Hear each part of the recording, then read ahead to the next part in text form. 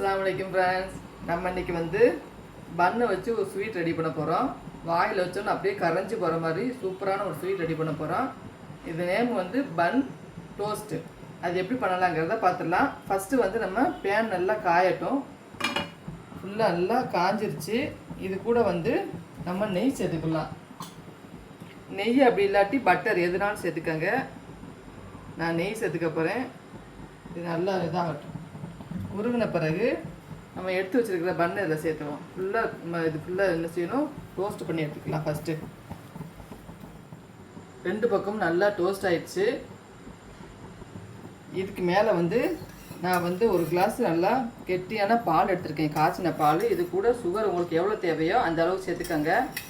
நான் கம்மியாக தான் சுகர் சேர்த்துருக்கேன். இது நல்லா மிக்ஸ் பண்ணிவிட்டு இது கூட அப்படியே சேர்த்துடலாம். இந்த பன்னு மேலேயே நல்லா ஊற்றி விடுங்க.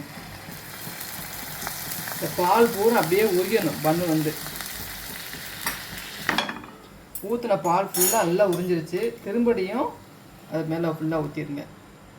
இது வந்து நல்லா உரிகிற வரைக்கும் பால் ஊற்றிக்கிட்டே இருக்கணும். அப்போத்தே பன்னு வந்து நல்லா சாஃப்டாக சாப்பிட்றதுக்கு சூப்பராக இருக்கும்.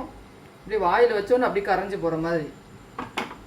இது நல்லா உரியட்டும். இந்த பால் ஃபுல்லாக ஊற்றின பால் ஃபுல்லாகவே ஊற்றின பால் எல்லாமே நல்லா உறிஞ்சிருச்சு.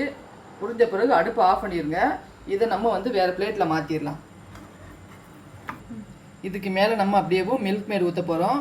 இதில் வந்து தேன் ஊற்றுவாங்க, அப்படி இல்லாட்டி மில்க் மேட் உங்கள்கிட்ட என்ன இருக்குது அது ஊற்றிக்கோங்க. இதை நம்ம இப்போ டேஸ்ட் பண்ணி பார்த்துடலாம் எப்படி இருக்குண்டு.